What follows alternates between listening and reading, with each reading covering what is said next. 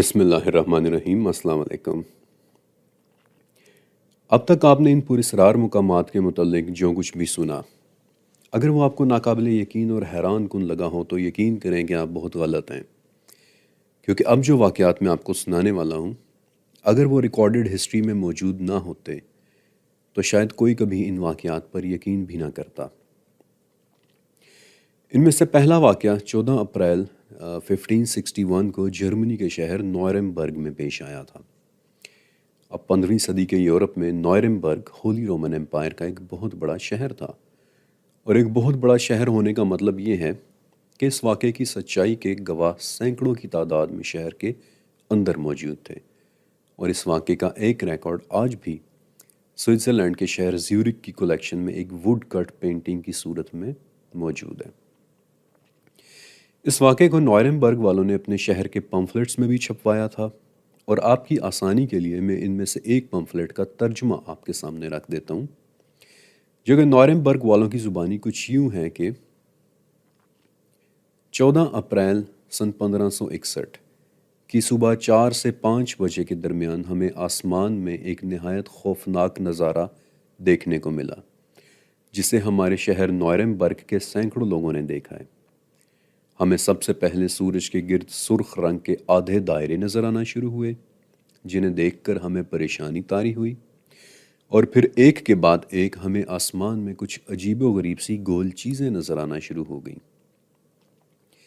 ان میں سے کچھ چیزوں کا رنگ ہلکا دہکتا ہوا سرخ تھا، اور کچھ کا رنگ انتہائی کالا سیاہ۔ ان میں سے کچھ چیزیں اکیلے اڑ رہی تھیں اور کچھ چیزیں اکٹھی اڑ رہی تھیں۔ ان کی اڑان بھی ایک سمت میں نہیں تھی، بلکہ وہ انتہائی ایریٹیکلی اڑ رہی تھیں، یعنی کہ تیزی کے ساتھ ادھر ادھر اڑتے ہوئے گولے۔ وہ چیزیں سینکڑوں کی تعداد میں نظر آ رہی تھیں۔ ان میں سے کچھ بالکل گول سفیرز جیسی تھیں، اور کچھ عجیب و غریب سلنڈرز جیسی، اور ان میں سے کچھ کی شکل ایک کراس کے جیسی تھی۔ ان میں سے کچھ چیزیں بہت بھاری نظر آ رہی تھیں اور کچھ وزن میں انتہائی ہلکی پھلکی، اور پھر انہوں نے آپس میں لڑنا شروع کیا۔ ان کی یہ لڑائی 1 گھنٹے تک چلتی رہی، یہاں تک کہ ہم یہ بھی فیصلہ کرنے کے قابل ہو گئے کہ کون سی سائیڈ جیت رہی ہیں۔ اور جب یہ لڑائی اپنے عروج پر پہنچ گئی تو یوں لگا کہ وہ چیزیں اس حد تک تھک گئی ہیں کہ جیسے سورج سے نیچے گرنے والی ہوں۔ ان میں سے بعض گولوں کے اندر سے بہت گاڑھا سا دھواں بھی نکل رہا تھا۔ کافی دیر تک نظر آنے والے اس منظر کے بعد ہم نے آسمان میں ایک بڑا سا کالے رنگ کا نیزہ دیکھا کہ جو مغرب سے مشرق کی طرف چلتا جا رہا تھا۔ ان سب باتوں کا آخر کیا مطلب ہے صرف خدا ہی جانتا ہے، لیکن ہم نے پچھلے کچھ عرصے میں آسمانوں کے اندر ایک کے بعد ایک عجیب و غریب واقعات ہوتے دیکھے ہیں۔ اب میرا آپ سے ایک سوال ہے کہ کیا آپ کے پاس اس واقعے کی کوئی وضاحت ہے؟ یہ واقعہ تاریخ کے پہلے ہوائی جہاز بننے سے بھی 350 سال پہلے ریکارڈ ہوا تھا، اور یہ کسی ایک فرد کا دیکھا ہوا واقعہ نہیں ہے کہ جسے محض اس کا وہم یا اس کا گھڑا ہوا جھوٹ کہہ کر ٹال دیا جائے۔ اس واقعے کے سینکڑوں گواہ موجود تھے، اور یہ بات بھی ریکارڈڈ ہے کہ اس واقعے کے بعد خوف کے مارے اگلے کئی مہینوں تک جرمنی کے چرچز میں خدا سے معافیاں اور دعائیں مانگی جاتی رہی تھیں۔ اسی واقعے سے ملتا جلتا ایک اور واقعہ بھی میں آپ کو سنانا چاہتا ہوں، جو نوئرمبرگ واقعے کے 5 سال بعد سوئٹزرلینڈ کے شہر بیسل میں دیکھا گیا تھا۔ لیکن اس مرتبہ ہونے والا واقعہ نوئرمبرگ سے تھوڑا سا مختلف تھا، اور وہ اس طرح کہ سوئٹزرلینڈ میں ہونے والا واقعہ صرف 10 دن کے عرصے میں 3 مرتبہ ہوتے دیکھا گیا تھا۔ 27 جولائی، 28 جولائی اور پھر 7 اگست سن 1566 کو پیش آنے والا یہ واقعہ، جسے 1566 سیلیسٹیل فینومینا اوور بیسل کہتے ہیں، اور یہ واقعہ بھی سوئٹزرلینڈ کے ریکارڈڈ ہسٹری میں موجود ہے، کیونکہ اس واقعے کے ہونے پر بھی سوئٹزرلینڈ میں پمفلٹس چھاپے گئے تھے، اور میں اس واقعے کو اپنی آنکھوں سے دیکھنے والے لوگوں کی گواہی اور ان پمفلٹ سے ملی ہوئی معلومات کو ہو بہو آپ کے سامنے رکھ رہا ہوں۔ ان واقعات کا آغاز دراصل ایک غیر معمولی سورج نکلنے کے ساتھ ہوا تھا، جس کا طلوع بھی عجیب و غریب تھا اور جس کا غروب بھی عجیب و غریب اور معمول سے ہٹ کر تھا۔ اس رات چاند کو بھی گرہن لگا تھا، اور پھر اگلی صبح ایک سرخ رنگ کا سورج دیکھنے کو ملا تھا۔ اور اب میں آپ کو اس پمفلٹ کے مطابق پیش آنے والی کچھ باتیں بتاتا ہوں۔ 28 جولائی سن 1561 کو سوئٹزرلینڈ کے شہر بیسل کے اوپر صاف ستھرے آسمان میں سورج چمک رہا تھا، لیکن پھر صبح 9 بجے کے قریب اچانک سورج کا رنگ اور اس کی شیپ ایسے ہو گئی کہ جیسے بدل سی گئی ہو۔ سب سے پہلے سورج کی چمک ختم ہوئی اور پھر اس کا سائز جیسے بڑھ گیا۔ شہر کے تمام لوگ اسے دیکھ رہے تھے۔ بیسل شہر کے گھروں، اس کی سڑکوں اور اس کے آس پاس کی ہر چیز پر سورج کی روشنی تو پڑ رہی تھی، لیکن سب کچھ گہرے سرخ رنگ کا ہوا پڑا تھا۔ آپ نے غور سے سنا؟ اس پمفلٹ سے ملی معلومات سے یہاں تک تو واضح ہو جاتا ہے کہ وہ لوگ ایک سورج گرہن کو ڈیفائن کر رہے ہیں، لیکن سورج گرہن کے بعد کے واقعات کی آج تک کسی کے پاس کوئی وضاحت نہیں ہے، کیونکہ اس کے بعد شہر کے لوگوں نے سورج کے سامنے کالے گولوں کا ایک بادل گھومتا ہوا دیکھا تھا۔ کالے رنگ کے بڑے بڑے گولے یا سفیئرز کہ جو آسمان میں بہت زیادہ تیزی کے ساتھ آ اور جا رہے تھے، اور ان گولوں میں سے ایسی آوازیں آ رہی تھیں کہ جیسے وہ لڑ رہے ہوں۔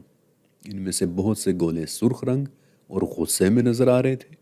اور جلد ہی ان میں سے کچھ گولے ٹوٹنا شروع ہو گئے، اور دیکھتے ہی دیکھتے یہ نظارہ ان کی آنکھوں کے سامنے سے اچانک غائب ہو گیا۔ آپ نے ان دونوں واقعات کو غور سے سنا۔ کیا آپ کے ذہن میں ان دونوں واقعات، جنہیں ہزاروں لوگوں نے اپنی آنکھوں سے دیکھا تھا اور رپورٹ کیا تھا، جن کے متعلق آج بھی ہمارے پاس لکھی ہوئی دستاویزات موجود ہیں، کیا آپ کے پاس ان واقعات کی کوئی وضاحت ہے؟ وضاحت کو بھی چند لمحوں کے لیے بھول جائیں۔ میرا آپ سے ایک سمپل سا سوال ہے کہ اگر آپ ان لوگوں کی ریکارڈ کی ہوئی ان آبزرویشنز پر کوئی تبصرہ کرنا چاہیں تو آپ کیا کہیں گے؟ ذرا غور کریں، ان کے الفاظ سے پتہ چلتا ہے کہ جو نظارہ بھی ان لوگوں نے دیکھا، انہوں نے اسے پوری تسلی کے ساتھ اور کافی دیر تک دیکھا، کیونکہ وہ لوگ ان چیزوں کی فزیکل پراپرٹیز تک کو ڈسکرائب کر رہے ہیں، ان چیزوں کے وزن کا اندازہ لگا رہے ہیں، ان چیزوں کی تیزی یا سست حرکت کا اندازہ لگا رہے ہیں، ان چیزوں کی اڑان کا اندازہ۔ ان لوگوں کو ان گولوں میں سے نکلتے ہوئے دھوؤں کی ڈینسٹی تک کا اندازہ ہو رہا تھا، ان گولوں کی بدلتی ہوئی رنگت کا اندازہ، ان کی شیپ کا اندازہ، اور وہ یہ تک اندازہ لگا پا رہے تھے کہ ان میں سے کون جیت رہا ہے اور کون ہار رہا ہے۔ اور یقیناً اس طرح کی ڈیٹیلز صرف تبھی دی جا سکتی ہیں جب یہ منظر ان کی آنکھوں کے سامنے کئی گھنٹوں تک چلتا رہا ہو۔ لیکن ایک بات جو بہت اہم ہے اور جو بات اکثر ریسرچرز نظر انداز کر دیتے ہیں، وہ یہ کہ ان دونوں واقعات کے ہوتے ہوئے سورج کے ساتھ معمول سے ہٹ کر کچھ ہو رہا تھا۔ مثلا پہلے واقعے میں سورج کے دائیں اور بائیں سرخ رنگ کے آدھے دائرے بنے ہوئے نظر آ رہے تھے، جن کے متعلق میں آپ کو تھوڑا آگے چل کر بتاؤں گا، اور دوسرے واقعے میں سورج کو گرہن لگ رہا تھا۔ اور یہ دونوں باتیں بہت اہم ہیں اور انہیں آپ نے اپنے ذہن میں رکھنا ہے۔ اور اب میں آپ کو ایک تیسرا واقعہ بھی سنانا چاہتا ہوں جو بہت زیادہ پرانا نہیں بلکہ آج سے صرف 70 سال پہلے کا ہے، اور یہ واقعہ پیش آیا تھا ان تمام پراسرار جگہوں میں سے نسبتاً کم مشہور و معروف الاسکا ٹرائی اینگل میں۔ ہزاروں ایکڑ کے رقبے پر محیط دنیا کے دشوار ترین جنگلات، شدید ٹمپریچرز اور مشکل ترین پہاڑوں پر مشتمل امریکہ کی ریاست الاسکا کا ایک علاقہ، جس کے متعلق میں نے شروع میں آپ کو کچھ حد تک معلومات دی بھی تھیں۔ یہی وہ علاقہ ہے جہاں 1950 میں امریکہ کی بڑی گمشدگیوں میں سے ایک گمشدگی ہوئی تھی، جب ایک ملٹری جہاز اپنے 44 فوجی مسافروں کے ساتھ بالکل غائب ہو گیا تھا۔ اس جہاز کو امریکن اور کینیڈین ملٹری کے 7,000 لوگوں نے مل کر ڈھونڈا، لیکن کسی کو کچھ پتہ نہیں چلا۔ اور ایسا ہی ایک اور واقعہ 1972 میں ایک امریکن سیاستدان کے جہاز کے ساتھ پیش آیا تھا، جسے ڈھونڈنے کے لیے 39 دن تک 50 سویلین اور 40 ملٹری جہاز مل کر کوششیں کرتے رہے، لیکن امریکن سیاستدان کے جہاز کا کچھ پتہ نہیں چلا۔ الاسکا ٹرائی اینگل میں ہونے والی گمشدگیوں کی بھی کئی وجوہات بتائی جاتی ہیں، ہر طرح کی اسپیکولیشنز کی جاتی ہیں، ایسی افواہیں بھی کی جاتی ہیں، پھیلائی جاتی ہیں کہ جو ایلینز سے لے کر شیاطین اور خراب موسم سے لے کر برفانی طوفان تک کے ٹاپکس پر مبنی ہوں۔ اور باقی دو ٹرائی اینگلز یعنی برمودا اور جاپان ٹرائی اینگل کی طرح الاسکا ٹرائی اینگل کے متعلق بھی میں آپ کے سامنے سب سے پہلے وہ باتیں رکھوں گا کہ جو ہمیں سب سے پہلے کنسیڈر کرنی چاہیے، یعنی قدرتی آفات۔ الاسکا کی ریاست آج بھی دنیا کے موسٹ ان ایکسپلورڈ علاقوں میں سے ایک ہے۔ انٹچڈ جنگلات، الاسکا امریکہ کے سب سے گھنے جنگلات والی ریاست ہے، اور یہاں کی حکومت کی کئی وارننگز کے باوجود کہ موسم ٹھیک نہیں ہے، یا پھر جنگلی جانوروں کے حملوں کا خطرہ ہے، یا پھر کسی برفانی طوفان کی پیشن گوئی ہے، امریکن حکومت کی ان سب وارننگز کے باوجود آج بھی سینکڑوں سیاح اسٹیٹ آف الاسکا کا صرف اس لیے رخ کرتے ہیں تاکہ وہاں کی انٹچڈ ولڈرنیس کو ایکسپلور کر سکیں، اور ان سینکڑوں سیاحوں میں سے سبھی کے سبھی لوگ جنگل میں سروائیو کرنے کے لیے تربیت یافتہ نہیں ہوتے۔ سبھی لوگ الاسکا کے شدید موسموں اور گھنے جنگلات، خطرناک پہاڑی سلسلوں، بڑے بڑے گلیشیئرز، چھپی ہوئی غاروں اور گہری زمینی دراڑوں کے لیے تیار نہیں ہوتے۔ میں نے آپ کو بتایا تھا کہ اتنی بڑی زمینی دراڑیں یا کریوسز کہ جن میں پورے کے پورے جہاز گر جائیں اور پھر برف انہیں دفنا دے، چھپا دے، ایسے خطرناک علاقوں میں یا ایسے خوفناک پہاڑوں میں یا جنگلوں میں راستہ گم ہو کر بے رحم موسم کا شکار ہو جانا کوئی تعجب کی بات نہیں ہے۔ لیکن میں نے آپ کو یہ بھی بتایا تھا کہ جو بات تعجب کی ہے وہ دراصل ان گمشدہ لوگوں کی تعداد ہے کہ جو پورے امریکہ میں گم ہو جانے والوں کی نسبت دگنی ہے، بلکہ اس سے بھی زیادہ۔ لیکن جس واقعے کے متعلق میں آپ کو بتانا چاہتا ہوں وہ واقعہ دراصل 1940 میں الاسکا کے مچھیروں کے ایک گاؤں پورٹ لاک میں پیش آیا تھا۔ پورٹ لاک کامیابی سے کاروبار کرتے مچھیروں اور بھیڑ بکریاں پالنے والے لوگوں کا ایک گاؤں تھا جو کئی دہائیوں سے آباد تھا۔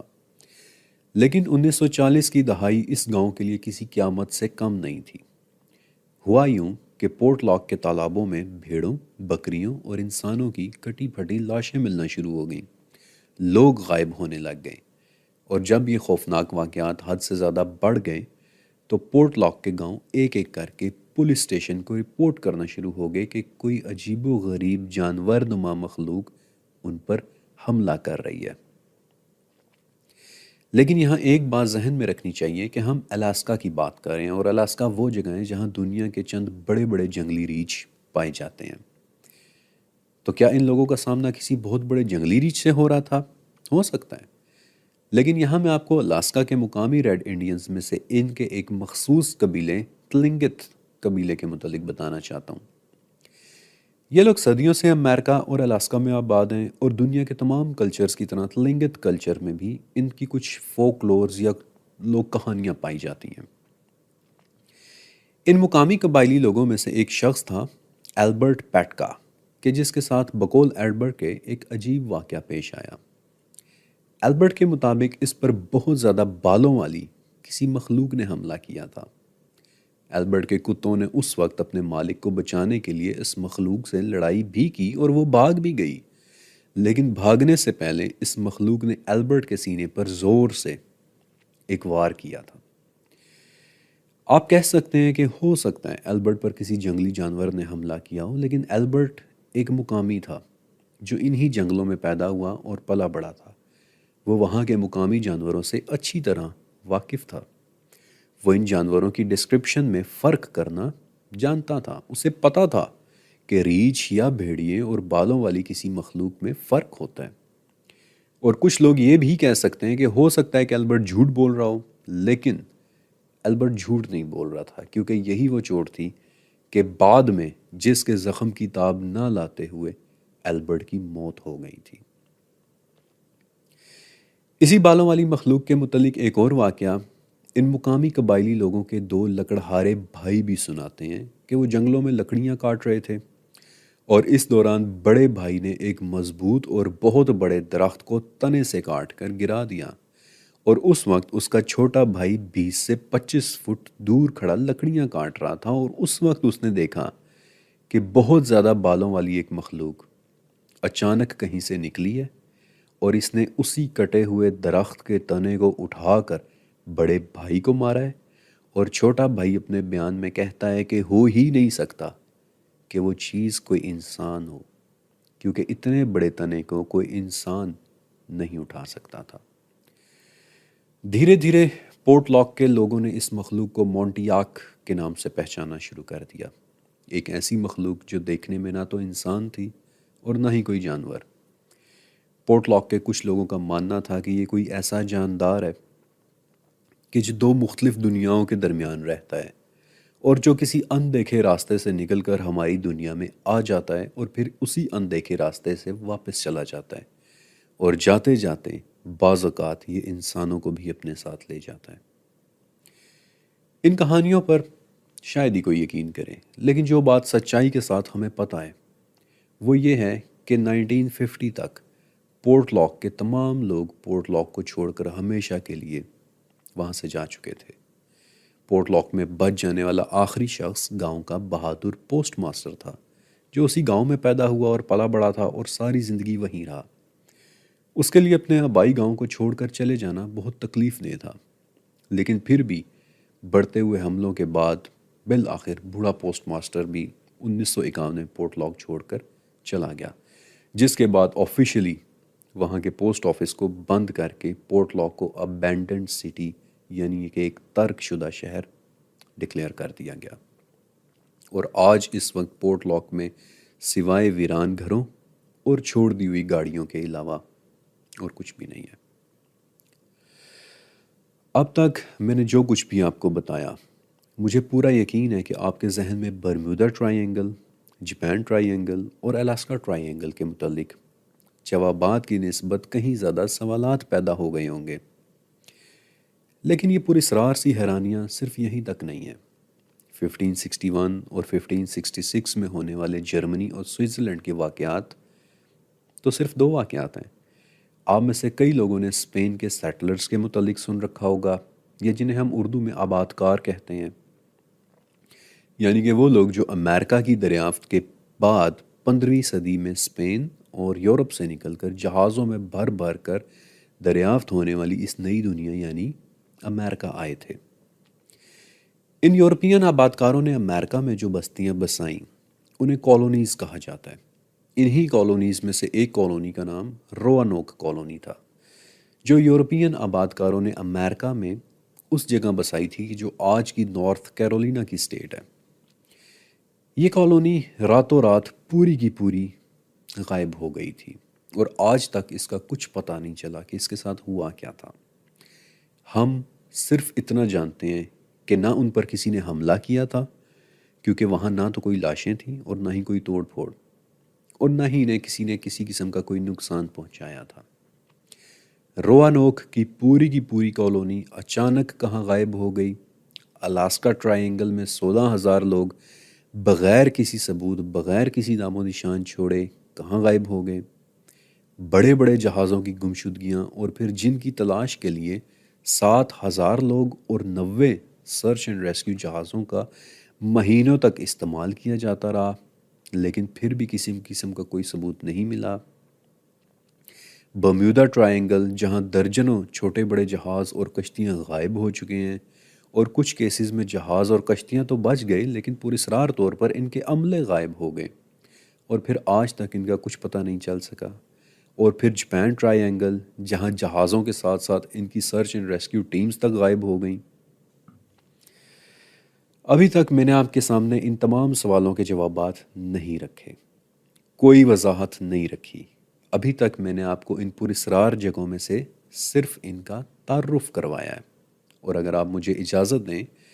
تو میں صرف ایک اور سوال کو بھی آپ کے سامنے رکھنا چاہتا ہوں، ایک انتہائی اہم سوال، کہ اگر یہ واقعات سچ ہیں تو پھر یہ واقعات برمودا ٹرائی اینگل جیسی جگہوں میں جانے والے ہر شخص کے ساتھ ہر مرتبہ کیوں نہیں ہوتے؟ اگر ان جگہوں پر ہونے والی گمشدگیاں سچ ہیں تو پھر یہ کیسے ممکن ہے کہ ایک عام سا ولاگر اپنا ویڈیو کیمرہ لے کر عام سی کشتی میں بیٹھ کر برمودا ٹرائی اینگل پہنچ جاتا ہے اور یہ دعویٰ کرتا ہے کہ یہاں تو کچھ بھی نہیں ہے؟ اب ہمیں سوئٹزرلینڈ یا جرمنی کے آسمانوں میں سرخ اور سیاہ گولے لڑتے ہوئے نظر کیوں نہیں آتے؟ عام الفاظ میں سب سے اہم سوال کہ اب یہ واقعات کیوں نہیں ہوتے؟